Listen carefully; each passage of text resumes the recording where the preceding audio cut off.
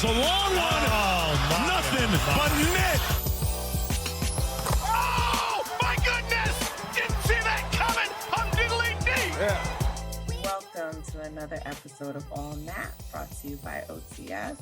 I am your host, Natalie, but most people call me Nat.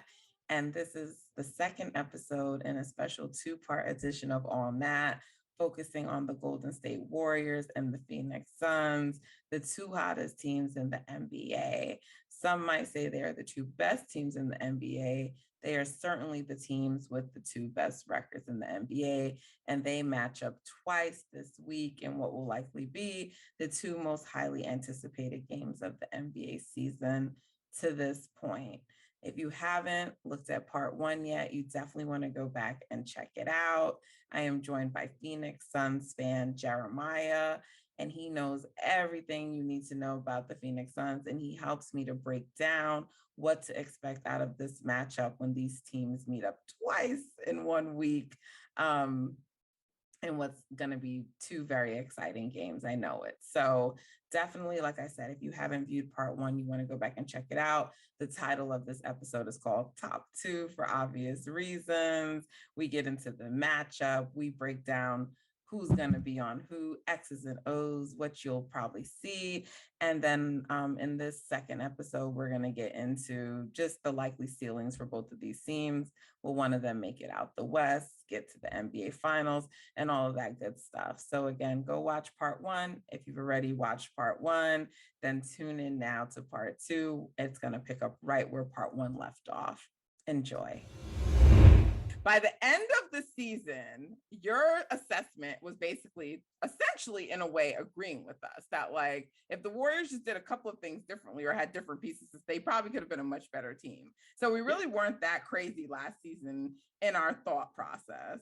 The team, they were on a 60 win pace, right? You told me that, right?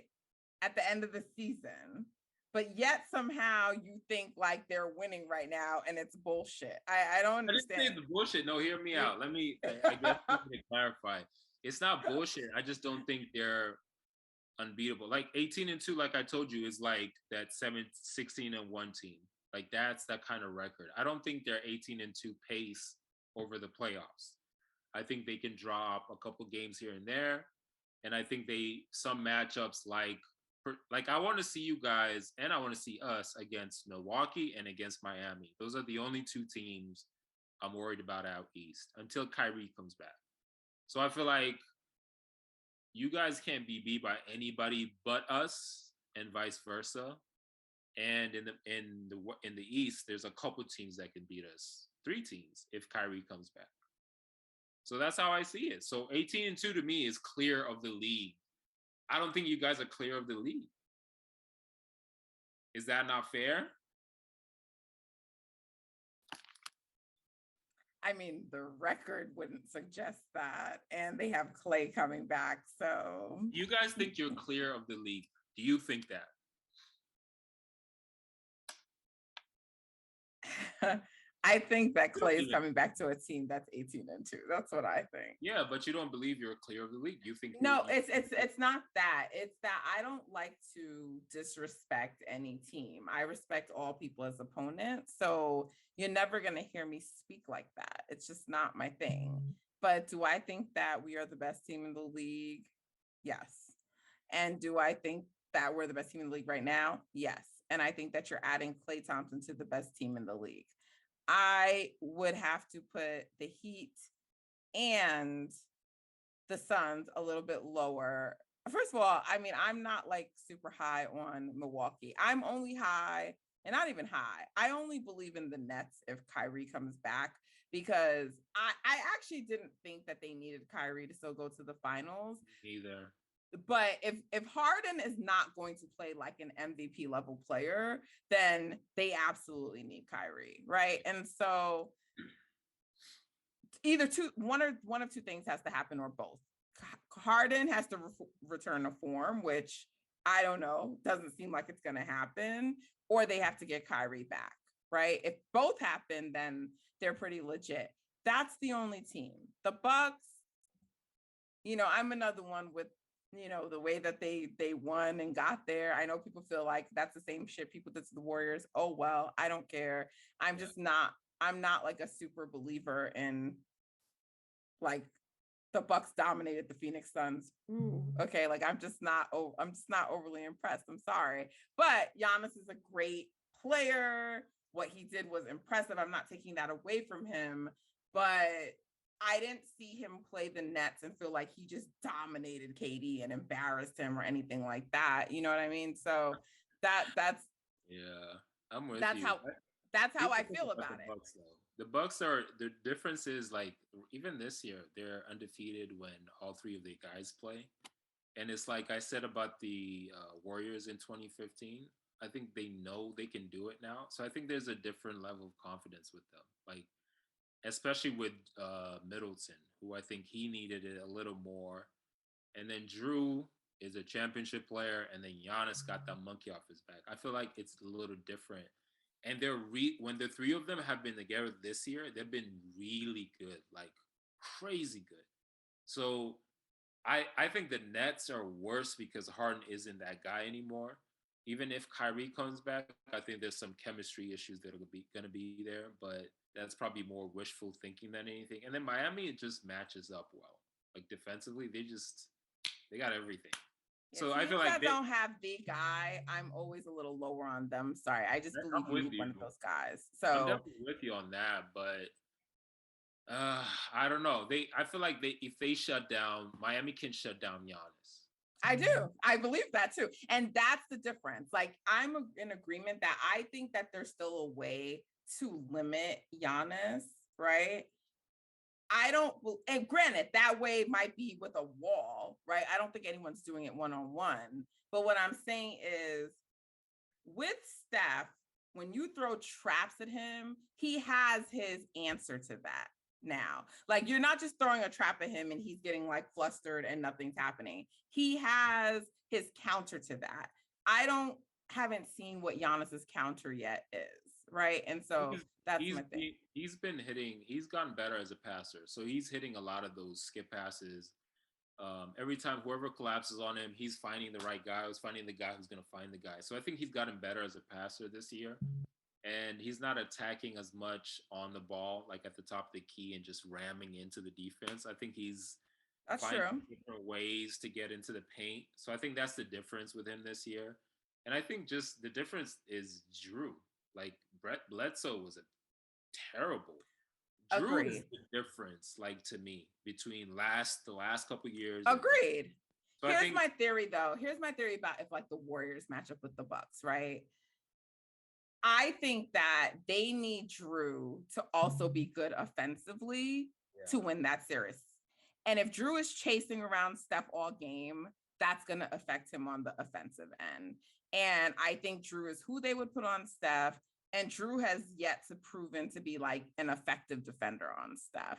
And so it's kind of like the way I look at like what, yes, the Bucks are a much better team. But when Nurse put, you know, Fred Van Vliet on Steph all night the other night, aside from the fact that they have the personnel now to make Toronto like pay for that, yeah, it took Fred Van Vliet out of the game. Like yeah. he never got an offensive game going. He was struggling. He wasn't in rhythm. He was gassed. He was tired. If Drew is able to give some defense on Steph and still be good for the Bucks offensively, then I think they're a real threat. He has to show me that. I don't believe he can do it. Yeah, I mean, if you guys have Clay, I would pick y'all.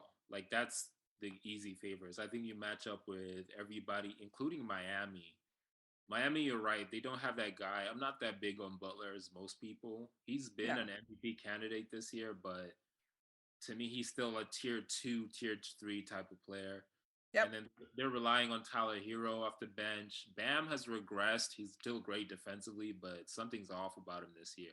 I And think Kyle has been something's off about a inconsistent lot of this people this year. year, by the way. A lot of people are down this year. So who knows? So I think, Separating the men from the boys. yeah, Separating the it's men different. It's from the funny boys. because like I was thinking about that, the way Dame and Tatum and all of them look. Like the top five versus everybody else has widened. So if you're not one of those dudes, you're definitely getting the finals. You're getting at least to the Western Conference Finals, and then from there, we'll see what happens. If Steph has Clay by his side, I don't see anyone beating them, even the Suns. I just think that's too much. Um, if Miami had like a top five guy, maybe. Right. But right now, you guys are just the favorites. It's just it is what it is until Kyrie comes back and we see what that looks like. But other than them, yeah, you guys are the favorites with Clay. There's no doubt. I'm at the point now where if I want a Suns Warriors Western Conference Finals. I picked that Western Conference. I said it preseason.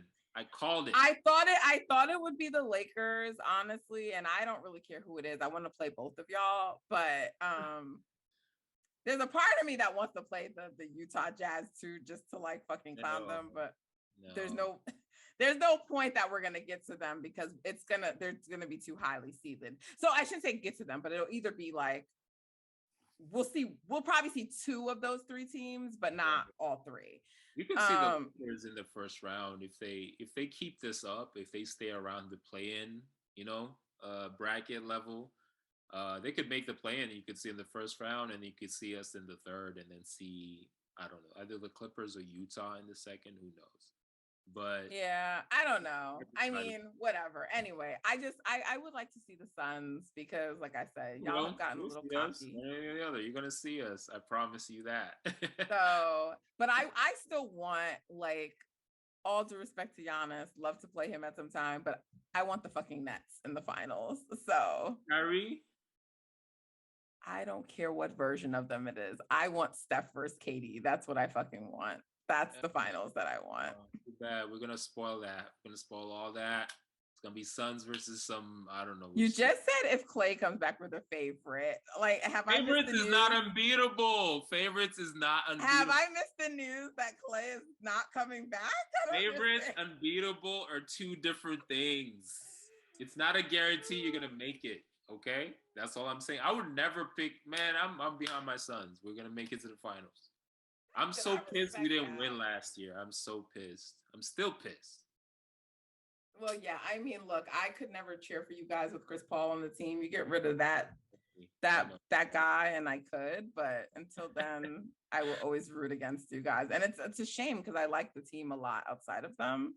It kind of, what's funny? It kind of sucks because I know how everyone else felt from 2015 to like 2019. You're like, man. Like, how can we beat this fucking team, man? You know what I mean? Like, you guys, you're this good, and your second player is just about to come. It was like back then. Now I know how they felt. They're like, man, KD ruined the league because it's how we gonna beat y'all. So even me thinking about how we can beat a team with Clay is crazy. That's why we need like Kawhi back. We need Kyrie back because. But now you want the Warriors. I would think that if the Suns don't make it, you would want the Warriors to win. Steph is your guy. No, he's not my guy with the Suns. No, I said if the Suns don't make it, I would think that you'd want the Warriors to win. No, I have no issue with them beating everybody else. It's just that... Right, that's what I'm saying. So then why do you care about Kawhi? Oh, you want these guys to eliminate them so you guys don't have to deal with them. I'm saying I think the league has no chance unless those dudes come back. Because I feel like it's going to be... If Clay comes back himself, which I think he will, I don't think it's going to be a 90 or 83% Clay. I think it's going to be Clay. If he comes back, it's a wrap. You do? What's your reason for thinking that? Because from his history, the way he comes back, and then in general, other people who've come back, they look great. But Clay himself, the way he's always come back with injuries, even in game during injuries, like over since I've watched the Warriors, he's always come back himself. Nothing ever changed. This is an Achilles. And I'm just playing devil's advocate. I agree with you. But... I'm not a doctor, so I am totally spitballing right now. But I just think that Clay himself, from his history, I think he's just going to come back and bounce right back. I think anything he's going to struggle with is going to be rhythm dependent, right? Just in terms of timing with the sets. But in terms of his play, offensively, he's going to be himself. He's going to be lights out. So I'm worried because I'm like, I don't think we got a shot against you guys with Clay. I don't think anybody does except like But they're not unbeatable. I don't know what you're arguing. I just feel like you're saying things to say things to be contrarian. I am going in and out of character, okay? So you got to keep up. Oh, okay. This is the Suns now. This is not a Suns fan talking. This is just the NBA dude. It's scary to see that team that good without that dude coming back. But from a Suns fan perspective, I think that we could do some things, you know? We could do some things. Okay. Well, you claim to me that some things are gonna happen in the games this week. What day do we play? Tuesday or Wednesday? And then we play Tuesday, and then we play again Friday. Is that right? Let me check. I actually don't know. I know. All I know is that I'm going to Christmas. That's all that matters. Oh, Lakers about to win. Damn it. I don't like when the Lakers win. So we play it Tuesday and then Friday. Yep. Mm-hmm. So we got what the Friday game is in Golden State, right? So right. It's the Tuesday. Okay. Yep. Okay. So we will see what happens. Let's just let's go into like take you out of Suns mode and let's just go into regular objective NBA mode. Okay. So coming into the season, you said you were never really high on the Lakers. And you also said something interesting. You said like the Warriors in preseason, they were just clicking. And like, how did you feel about everyone just like dismissing? Because by the way, like I didn't like the way that people were dismissing preseason.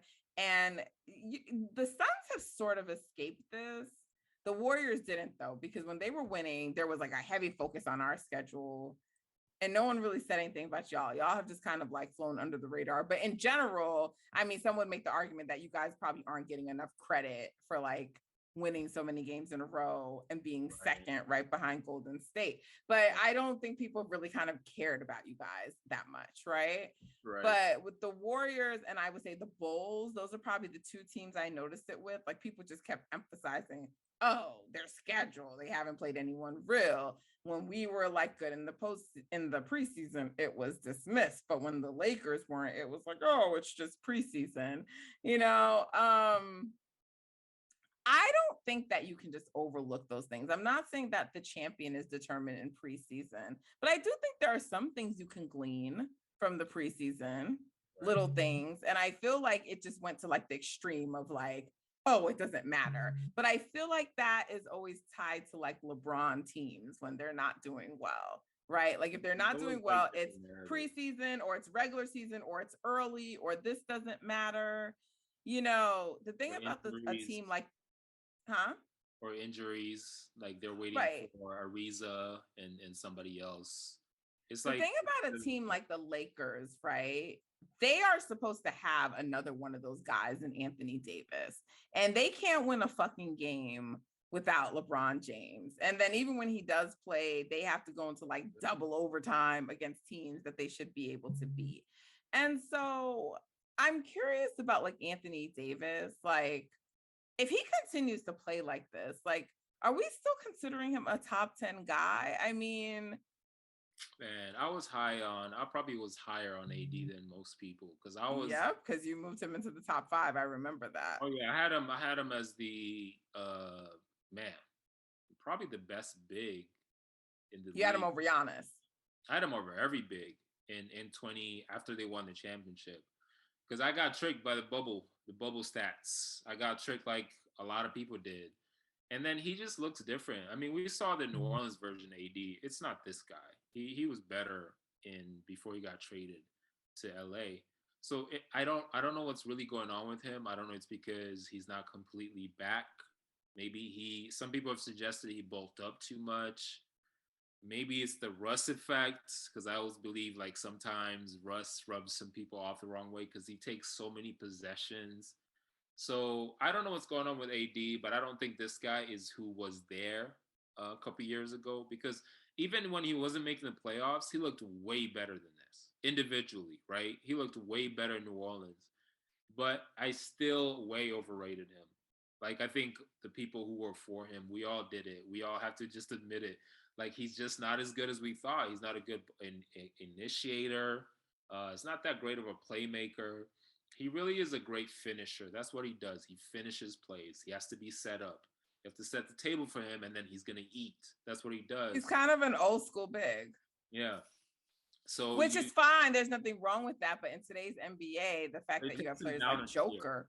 Yeah, it takes him down a tier because like people like Giannis and Embiid, the Embiid, yeah, way better at creating for their own team, creating for themselves, getting to the free throw line, not always injured or looking like they're injured.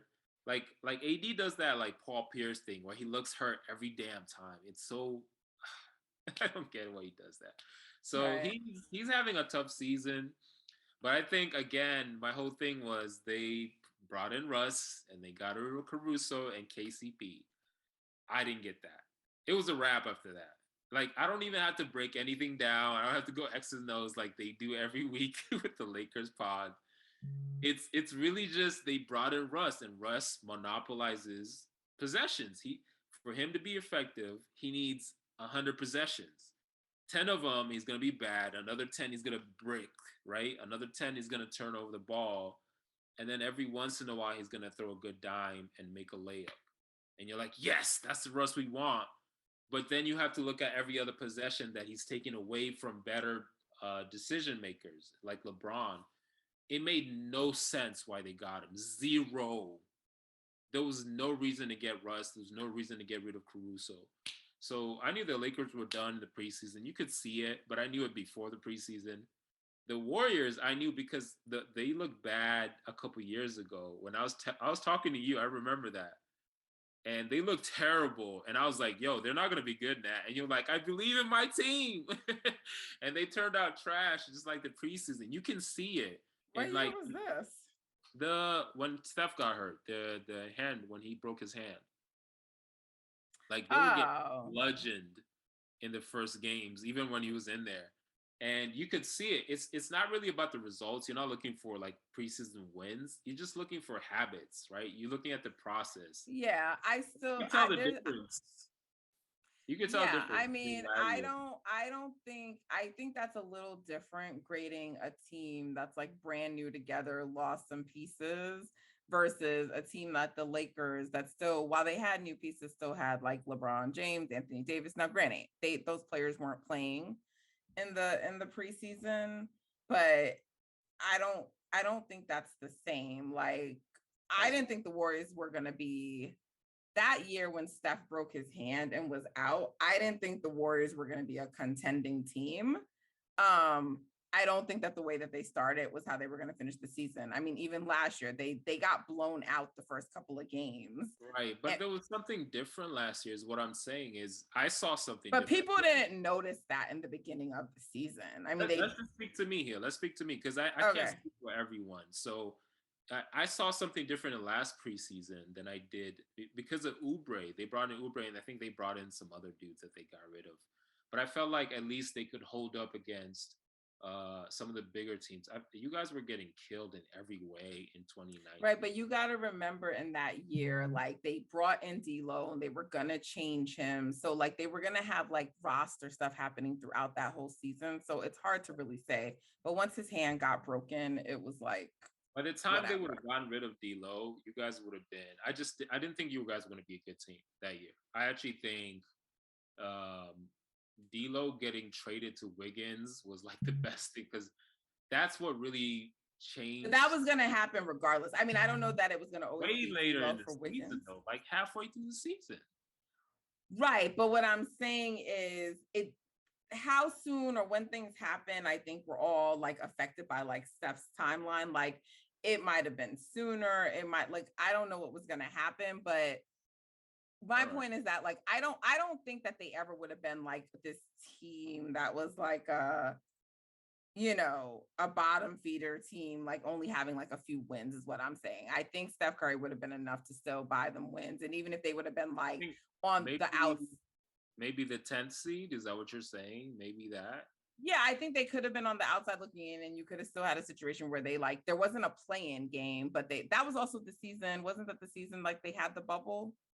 Yeah, it was. Right. So there was just so much stuff. So I don't look too much into that season. I just don't believe if you have, and to me, that's the credit I give a player like Bron or Katie or any of those guys. I don't think if you have one of those players that you're ever really going to be like completely out of it. I'm not saying that you're going to be a contender automatically, but I do think like his greatness is enough to lift you to like, you're going to be like, right there on the outskirts looking in. I guess it's just even on the outskirts. I mean, if you're below eighth, that's kind of how I see it. You're just not a good team. I guess I feel like the way that they Tournament, were, the way that they were last year, how they finished as 8, well, they ended up not making it, but the way that they were in the 8th spot and finished, but we know that they were really more like a 4th seed or a little higher 5th seed, I guess is what I'm saying. We know that where they finish is not what they really are. I guess what I'm saying is I would have actually expected them to probably be like maybe an 8 seed that year. 2019? Huh? I do. Yeah. Yeah, see, that's I didn't see that at all. I felt them solidly in the lottery. Like again, the team I saw in that preseason was different than the one I saw last year, and then this year I saw an amazing team, a team that again was clicking all cylinders. I didn't see 18-2. I saw like, yeah, they're gonna be top 4 easy. So I mean, they play both sides well. If I felt like Steph had less to carry, it just looked like he was just kind of chilling, waiting for his spots, and then taking over when he needs to. Which, by the way, I love the new rotation. By the way, I absolutely love it.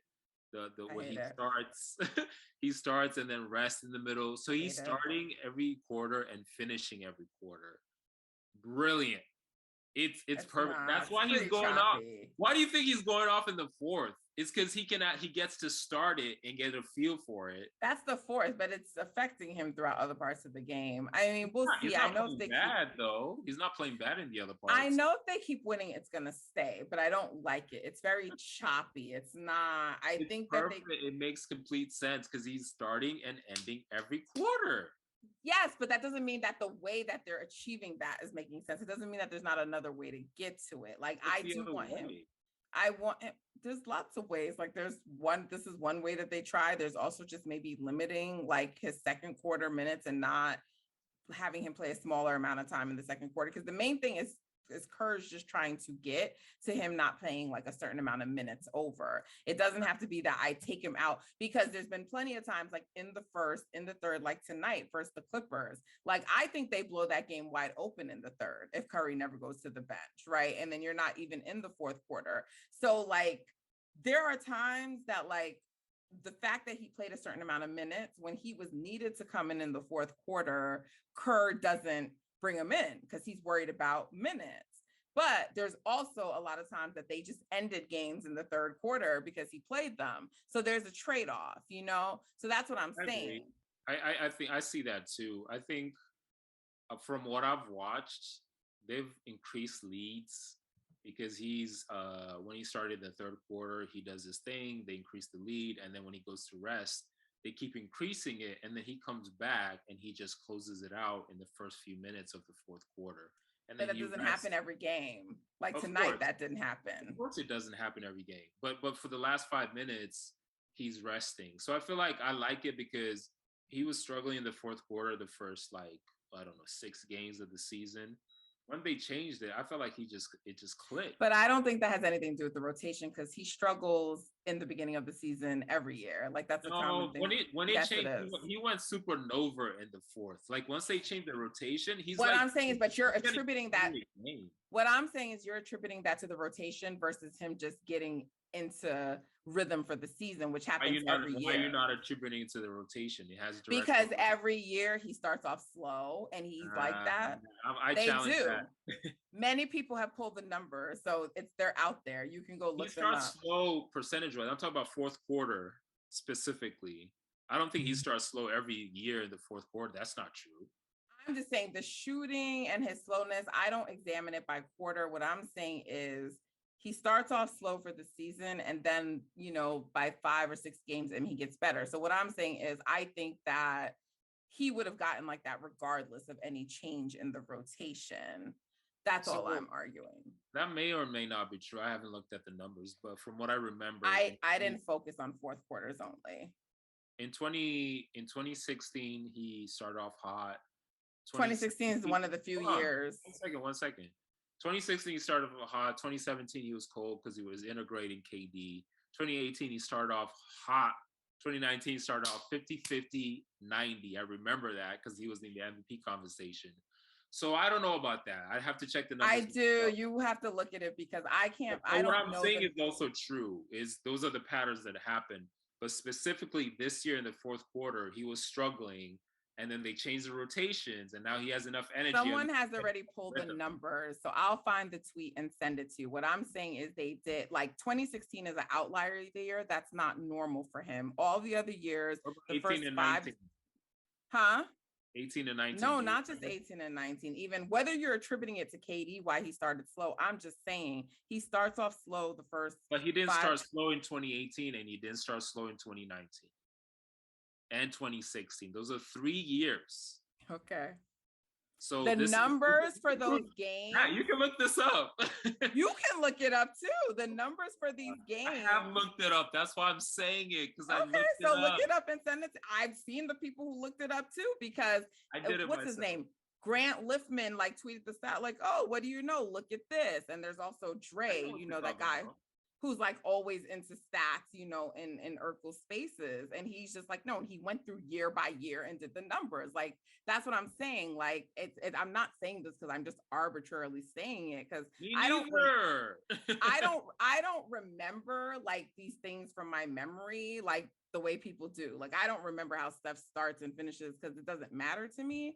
But what I'm saying is that when people provide the stats for context, I'm just like, oh, well, he always starts slow. So like, why are people making a big deal? So what I'm saying, it was brought to my attention and it was multiple years. And someone specifically was like, 2016 is like actually one of the outlier years. He doesn't normally start like that.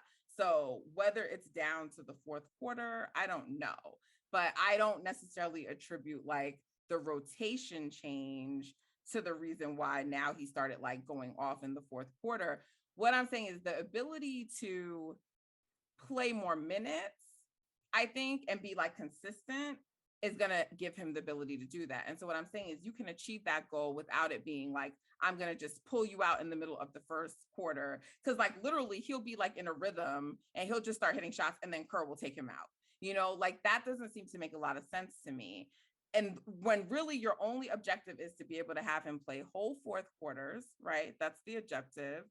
And also to limit his minutes to 35 or whatever, 33, whatever the magic number is that Kerr has, right? So you could do that if you just lessen his minutes in the second quarter, right? That's like the least important quarter.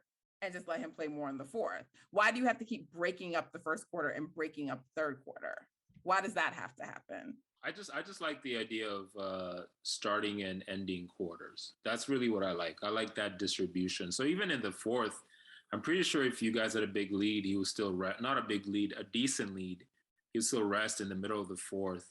And then come back. He would have. He didn't. I feel like it's I don't know. From what I've seen, it seems to keep him in rhythm at the end of the third, at least in the beginning of the fourth. So I like that because you guys lost a lot of games last year where he would just either go cold or sit way too many minutes. So if this is the compromise, it's working.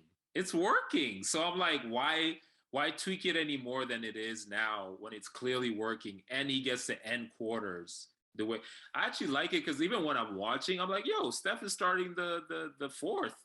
Like it threw me off. I'm like, yeah, that's exactly what he needs to get in rhythm and just close these dudes out. And you guys are winning. So I just don't know. Well, I'm not complaining about it. What I'm saying is that I'm saying that we're winning, so it's probably not going to change, but he doesn't like it. Steph has said it. And if my player doesn't like it, but I don't like when we're watching the games, you can visibly see like there's times it's like, what, this is like not it.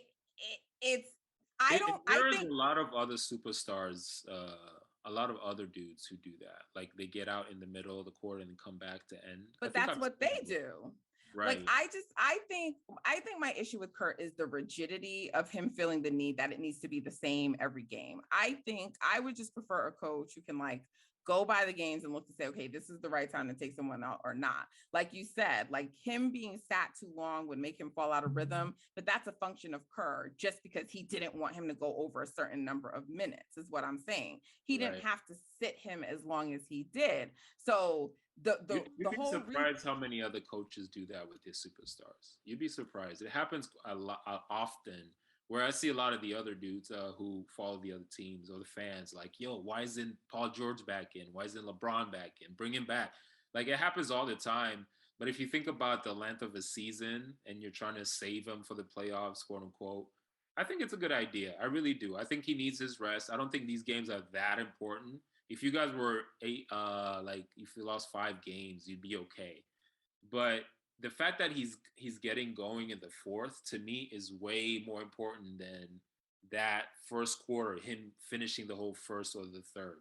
I'd rather my argument isn't him playing more minutes. My argument is that achieve that fourth quarter goal without it being choppy, without it being disruptive, without taking him out like he'll hit like 2 straight threes and Kerr's like, oh, okay, it's the mark to take him out. That's my point. Like, I'm not disputing that I don't want him to play more in the fourth or that I want. What I'm saying is, can we do it in a way where it's not like, oh, this is the schedule, I got to take him out, and like interrupt your own fucking run. Like, they had started a third quarter run. There were like tweets tonight like, oh, the Warriors are doing the third quarter Warriors thing. I think that was a ref thing, though. I think the officials messed up the run. It wasn't Steph coming out. It was the officials. Like, you guys got a tech. I disagree. And then a bunch of foul calls, some ticky-tacky in the third. I think that was a ref thing this time. The refs definitely interrupted the flow of the game, but the lead started to dwindle even before that when Kerr took him out. So again, like I said, they're winning. So it's not going to change while they're winning, but every time Steph is asked about it, he's like, we'll do it for now. It's working, but he's made it clear that he doesn't. I haven't like watched it. those post games, so I haven't seen. He doesn't like it, and I'm like, he's still someone who can trump it. He doesn't love it, and I think he's gonna always know what's best for his rhythm. But like, obviously, he's always been a team guy first. So like, if the team is winning, he'll probably stick with it. But there have been the talks like how Steph has had some bad games and Steph still isn't like shooting the way like he normally does. I do think some of that has to do with. He's been on fire for the last like 10 games. He's been on. Oh my God, what are they talking about?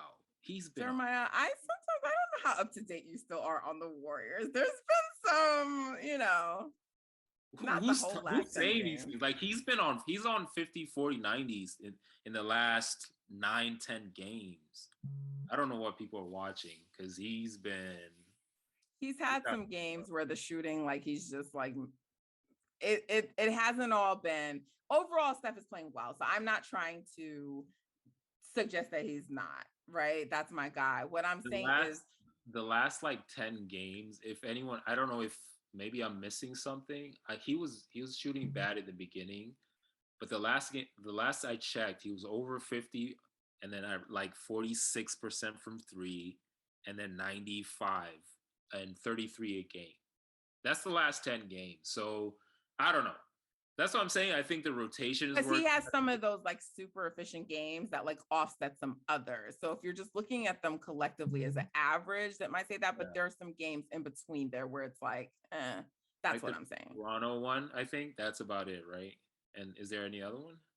I don't remember because I have to look at their last 10 games, but I know that as I am watching the games, I'm like, he's trash right now. Yeah, I feel you. Yeah. So it's just not the, you can see that the rotation is affecting him, but it might be one of those things that like once he just gets used to it, then it doesn't matter, right? And then you'll see like a more consistent game throughout the game. Steph is a high variance player anyway, we know that, so maybe it's just not going to change. I don't know. All I know is that he's been as good as he was last year yet, which is crazy to say. He's been better defensively than he was last year, but offensively I don't think he's hit his mark yet. I don't think he's in mid-season form yet. And he doesn't usually get there till around All-Star, so that's Right. fine. So I do think there's another level he's gonna get to.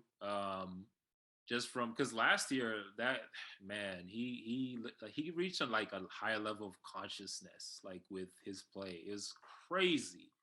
So like watching him this year, I'm like, man, this is not the same guy, and he still looks like the best player in the league.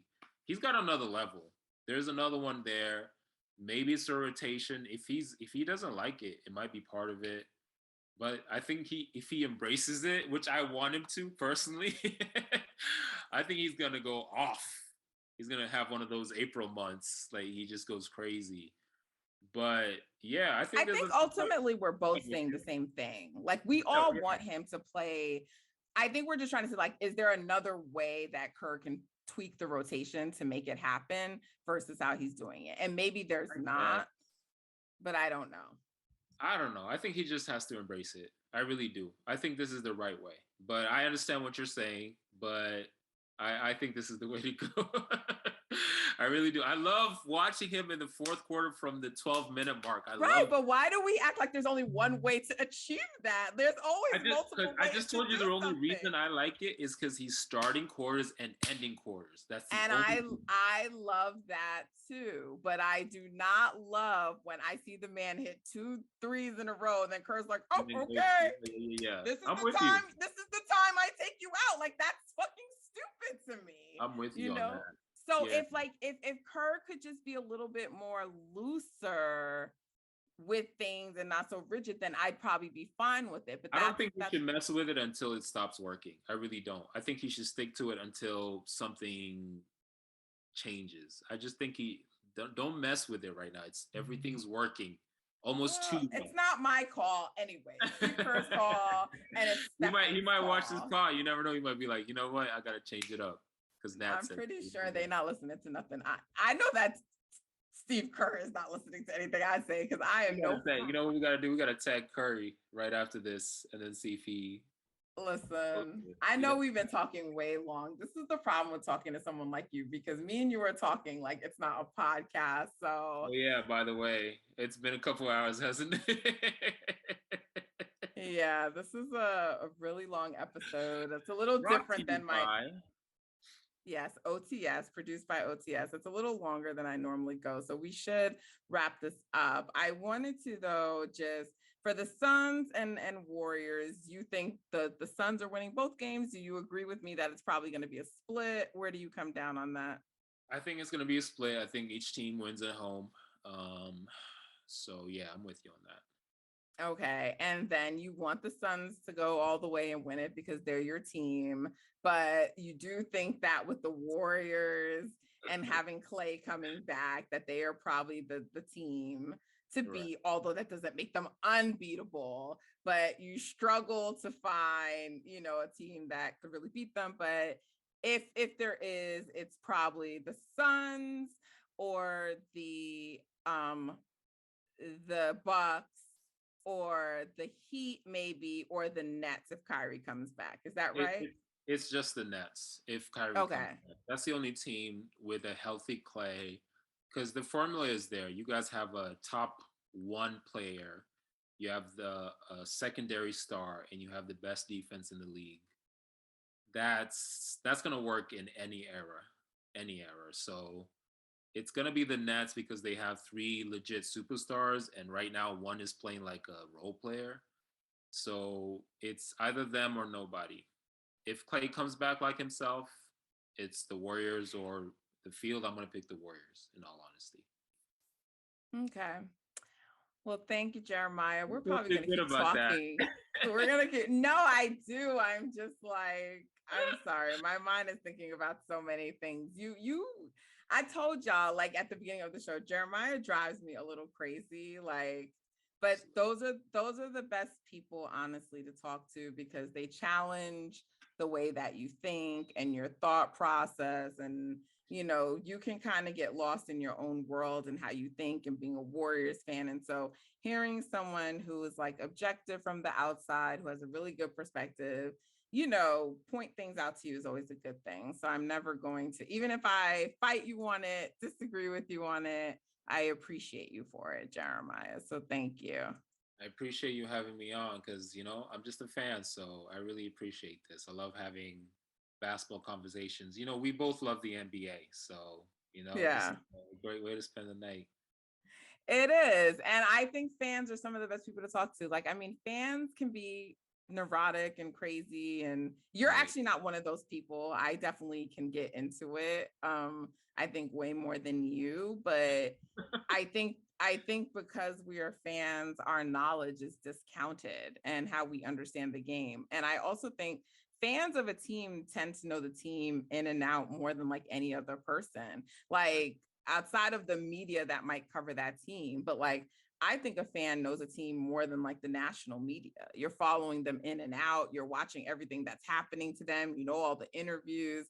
So Right. I love to get the fan perspective, and I don't like to discount us. I don't like that like media will try to look down on us like, oh, well, I just have all these fucking credentials. And so you're not worth anything. I don't believe in that shit. So, Yeah, for real. so I We're appreciate not you. trying to like gain any access to anybody. So we just say what we mean. We say exactly Right. what we mean. It's not access journalism. We speak from the heart, and no, I appreciate everything that you bring. I hope my listeners appreciate. I'm sorry that this was like a little bit of a longer show, but I think Jeremiah brings a lot, even if some of it is propaganda about the Suns. But Facts. All facts, no we propaganda. he's predicting a split. I think it will be a split. I hope that I'm wrong because I feel like I keep shortchanging my own team because every time I say it's going to be a close game or it's going to be competitive, it just hasn't been that. So I'm probably going to get killed for saying that it's going to be a split. But I do think the Suns are a good team. And so, I think a loss has to come at some point. Although I think most of the Warriors' losses will never come against the teams we think that they should come against. So it may be the Suns, it may not be, but I think it's going to be a good game. I think it's going to be a trippy game. Like that light skin on y'all team Booker, he got a little like attitude on him. He We already does. know how things go down between Steph and Chris Paul, Draymond. I think it's just going to be a lot of trippiness. I think it's going to be a great fun game, and I'm looking forward to it. Yeah, it's gonna be fun. I actually wanted to Both of go them. to it, but can't do it. So we'll see. We'll see Well, you'll what's up. be there for Christmas. Anyway, Christmas. Jeremiah, thank you for being on. Thank you for blessing the show. I look forward to my team beating yours so I can come taunt you. Not gonna happen. Um, really appreciate you being on. Listen, guys, follow the All Nat Pod. Download it, subscribe. If you're on YouTube, it's available on all streaming platforms, Apple, Spotify, all those different places. Leave a 5-star review. Leave me some comments. Let me know what you're thinking. That's all important. It helps me out. Appreciate you listening and your support. Until next time, take care, everyone.